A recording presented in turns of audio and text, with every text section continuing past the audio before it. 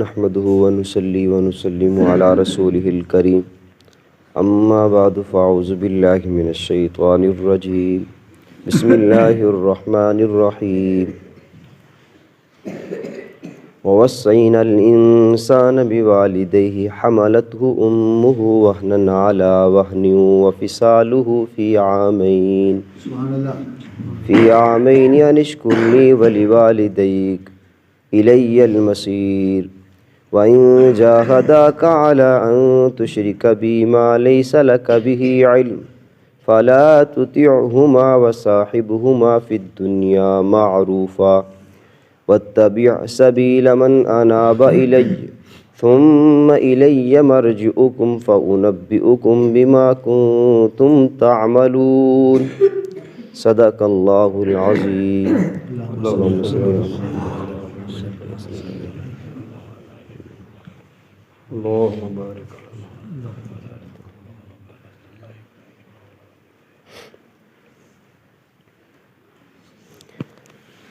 گزشتہ درس میں یہ بات گزری تھی کہ جو نعمتیں اللہ تعالیٰ نے دی ہیں اس پر شکر ادا کرنا چاہیے. حضرت لقمان نے اپنے بیٹے کو یہی نصیحت کی تھی کہ اللہ تعالیٰ کے ساتھ کسی کو شریک نہیں ٹھہرانا، یعنی نعمتوں کا شکر ادا کرنا یہی دانش مندی ہے، عقل مندی ہے، سمجھداری ہے. اور نعمتوں کا شکر ادا کرنا یہ توحید ہے اور ناشکری یہ شرک ہے. تو اس کے بعد آگے بھی حضرت لقمان کی نصیحتیں جو انہوں نے بیٹے کو کی تھی، لیکن درمیان میں اللہ تعالیٰ نے یہ فرمایا کہ اللہ تعالیٰ کے بعد جو حق ہے وہ ماں باپ کا حق ہے. یعنی حضرت لقمان نے جو نصیحتیں کیں وہ یہ فرمایا کہ اللہ تعالیٰ کا حق یہ ہے کسی کو اللہ کے ساتھ شریک مت ٹھہرانا. اس کے بعد حضرت لقمان نے اپنے بیٹے کو ماں باپ کے جو ہے نا اس کے حق کے بارے میں نہیں فرمایا. کیوں نہیں فرمایا؟ اس لیے کہ کوئی خود غرضی کا شابہ نہ ہو جائے. تو اللہ تعالیٰ نے حضرت لقمان کی نصیحتیں روک کر ماں باپ کا حق بتایا. ماں کا خدمت میں زیادہ حق ہے اور باپ کا اطاعت میں زیادہ حق ہے. کہ ماں جو ہے بچے کو 9 ماہ تک پیٹ میں اٹھاتی ہے، اس کی تکلیف جھیلتی ہے. پھر اس کے بعد قرآن کہتا ہے وہنن علی وہن، یعنی تکلیف سے تکلیف پر، یعنی جو حمل مدت بڑھتی ہے تو تکلیف بھی زیادہ ہوتی ہے، زیادہ تکلیف سے آتی ہے. پھر ولادت کے وقت کی تکلیف، پھر بچے کے آرام کو اپنے آرام پر ترجیح دینا، اپنے آرام کو چھوڑ دیتی ہے بچے کے آرام کے لیے، کہ ماں جو ہے نا یہ تکلیفیں اٹھاتی. اس لیے ماں کا خدمت میں زیادہ حق ہے. اور باپ کا اللہ تعالیٰ نے باپ کا یہاں تذکرہ نہیں فرمایا. مفتی سید احمد پالن پوری صاحب رحمۃ اللہ نے لکھا کہ سامع کے فہم پر اعتبار پر چھوڑ دیا کہ یوں سمجھ لیں کہ باپ بھی تکلیفیں اٹھاتا ہے، کہ اگر ماں نے 9 ماہ تک بچے کو اٹھایا ہے تو اس 9 ماہ تک جو دیکھ بھال ہے وہ باپ ہی کرتا ہے. اس کی ضروریات کو پورا کرنا، اس کے تکلیف کے وقت جو دوائی ہر چیز وہ باپ لے کر دیتا ہے.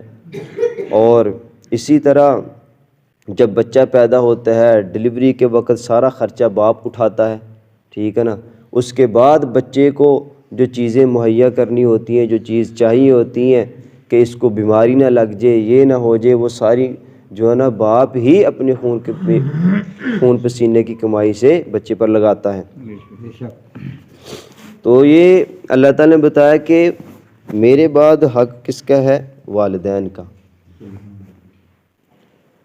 ایک صحابی کے بارے میں آتا ہے کہ انہوں نے اللہ کے نبی کی صلی اللہ علیہ وسلم کے پاس آئے، وہ شکایت یہ لگائی کہ میرا باپ جو ہے نا میرا سارا سامان جو ہے نا وہ رکھ لیتا ہے، بیچ دیتا ہے، تو وہ میرا سامان ہے۔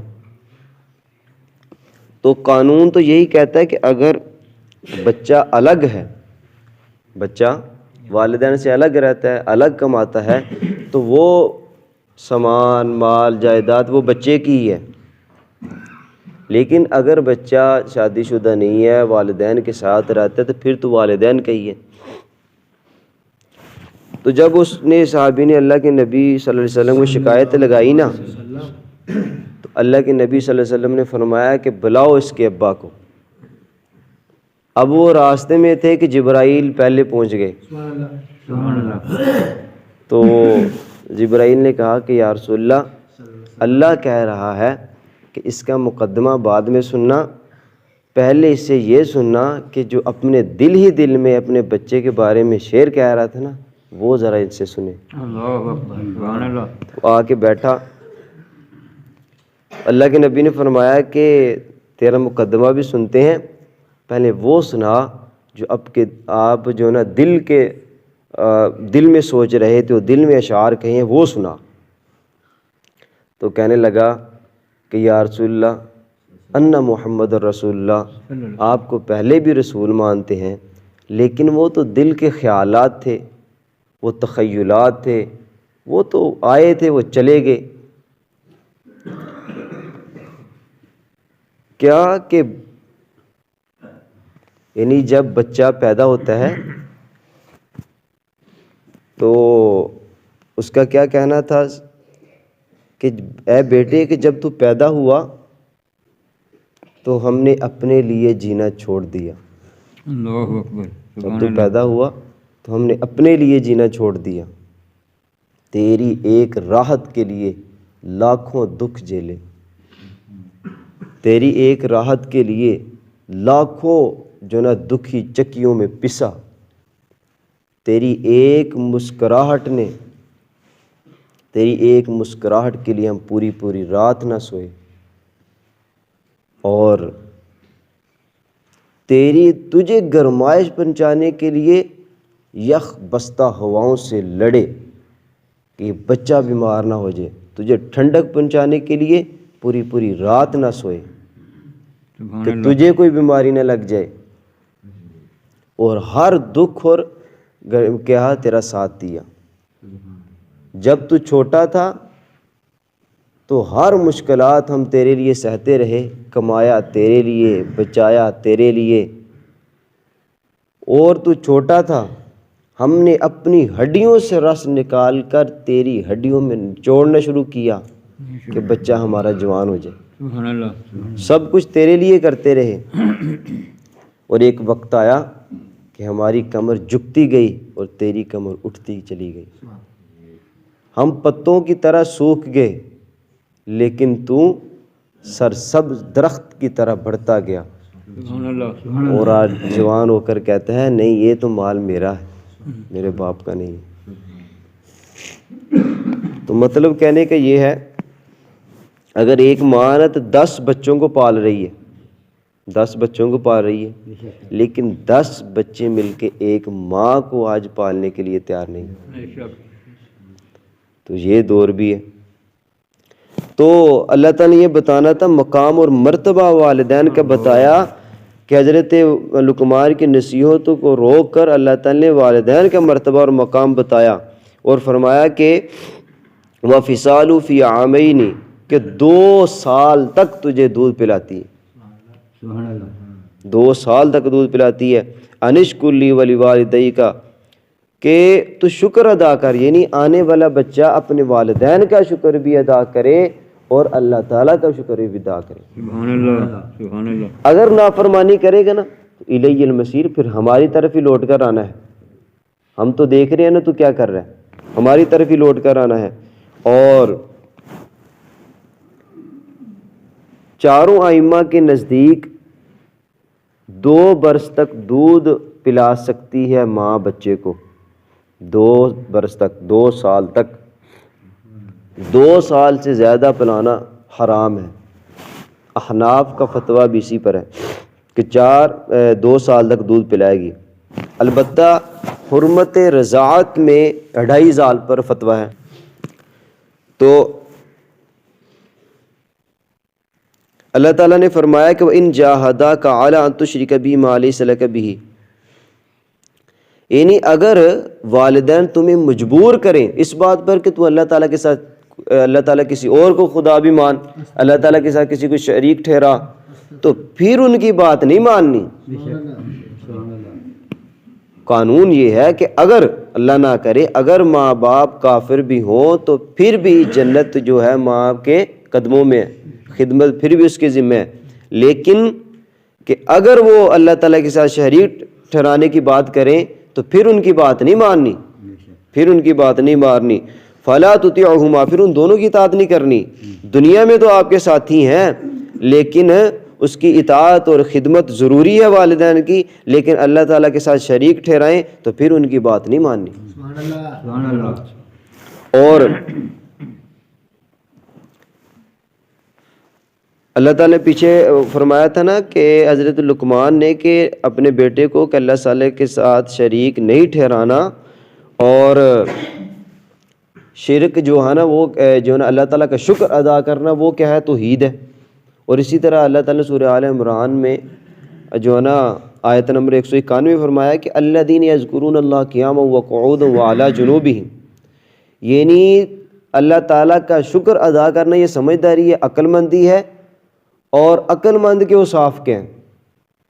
عقل مند کے اوصاف کیا ہیں؟ فرمایا کہ الذین یذکرون اللہ قیاما، وہ اللہ تعالیٰ کا ذکر کرتے ہیں کس حالت میں؟ کھڑے ہونے کی حالت میں بھی، وقعودا بیٹھنے کی حالت میں بھی، وعلی جنوبہم اگر پہلو کے بعد لیٹے ہوں پھر بھی اللہ کا ذکر کرتے ہیں۔ سبحان اللہ۔ عقل مند یہ لوگ ہیں۔ اور آگے فرمایا کہ وَاتَّبِعْ سَبِيلَ مَنْ أَنَابَ إِلَيَّ ثُمَّ إِلَيَّ مَرْجِعُكُمْ فَأُنَبِّئُكُمْ بِمَا كُنْتُمْ تَعْمَلُونَ، یعنی ان لوگوں کی پیروی کرنی ہے، اللہ تعالیٰ کے ساتھ شریک نہیں ٹھہرانا، اس کی نفی کی، اور فرمایا کہ ان لوگوں کی پیروی کرنی ہے جو اللہ کی طرف رجوع کرتے ہیں، سبحان اللہ۔ اللہ تعالیٰ کی طرف رجوع کرتے ہیں۔ اور وَاتَّبِعْ کا معنی اتباع کرنا، اور اسی طرح اتباع اور تقلید کا دونوں کا معنی پیروی آتا ہے۔ تقلید باب تفعیل کا مصدر ہے، قلد یقلد تقلیدا، کہ پیروی کرنا۔ اتباع کا معنی بھی وہی ہوگا، تقلید کا معنی بھی وہی ہوگا۔ امام اور فقہا، محدثین، مفسرین صحیح العقیدہ جو ہیں ان کی بات کو ماننا، ان کی بات جو انہوں نے کہی ہے اس کو سننا اور ان کی بات پہ عمل کرنا، پیروی کرنا، اسی کو تقلید کرتے ہیں۔ سبحان اللہ۔ پوری دنیا میں اور جو نا تقلید کا معنی جو وہاں جو ہم لے رہے ہیں کہ اتباع کرنا، پیروی کرنا، امام اور فقہا کی بھی تصریح ہے اس پہ کہ الاتباع والتقلید شیء واحد، یہ دونوں اتباع اور تقلید ایک ہی چیز ہے، یعنی پیروی کرنا۔ پوری دنیا میں 4 اماموں کی تقلید کی جاتی ہے، امام شافعی، امام مالک، امام احمد اور امام اعظم ابو حنیفہ رحمہ اللہ، 4 اماموں کی تقلید کی جاتی ہے۔ ہم امام اعظم ابو حنیفہ رحمۃ اللہ علیہ کی تقلید کرتے ہیں۔ اگر تقلید نہ کریں تو بہت سے ہمیں نقصانات ہوتے ہیں۔ اچھا، تقلید یعنی کسی ایک امام کی آسان کروں، کسی ایک امام کی بات کو مان کر چلنا۔ 4 امام جو نام لیے، چاروں اماموں میں سے کسی ایک امام کی بات کو مان کر چلنا، اس کو تقلید کہتے ہیں۔ اگر نہ تقلید، یہ فروعی مسائل جو اجتہادی مسائل ان میں تقلید ہوتی ہے، اگر تقلید نہ کریں تو بہت سے ہمیں نقصانات اٹھانے پڑتے ہیں۔ مثلا قرآن کہتا ہے یا تربصن بانفسہن ثلاثۃ قروء، عورتیں اپنے آپ کو روک کے رکھے 3 قروء، یعنی اگر کسی آدمی نے اپنی بیوی کو طلاق دے دی تو اس کی عدت کتنی ہوگی؟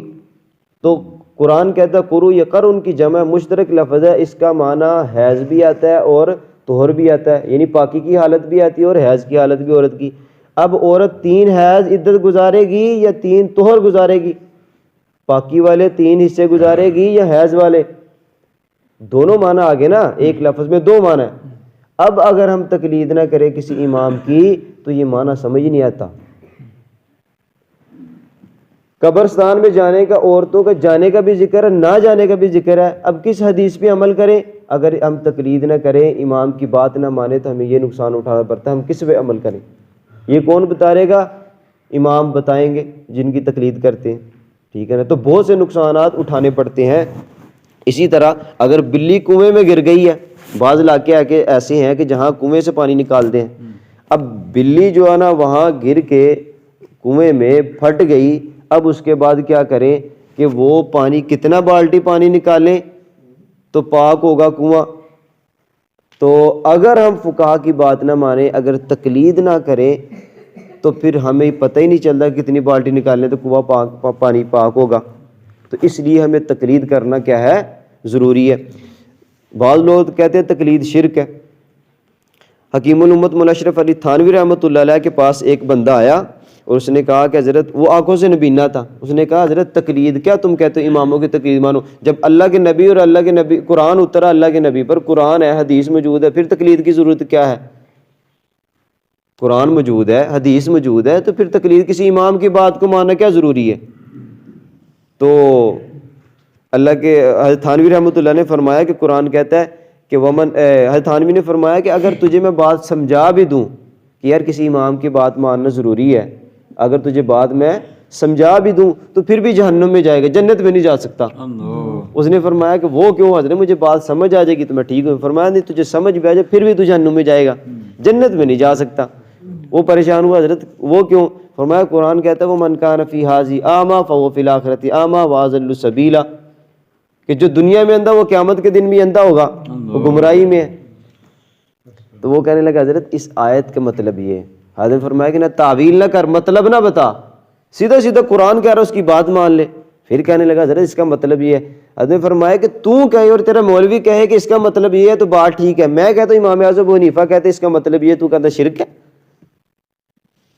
صحابی جو تابعی ہے، صحابی کو دیکھا، یعنی تابعی کی بات ماننے کے لیے تیار نہیں ہے لوگ، لیکن اپنی بات منوانے کے لیے تیار ہے. تو اللہ تعالیٰ بات کو سمجھنے کی توفیق عطا فرمائے. الحمدللہ رب العالمین.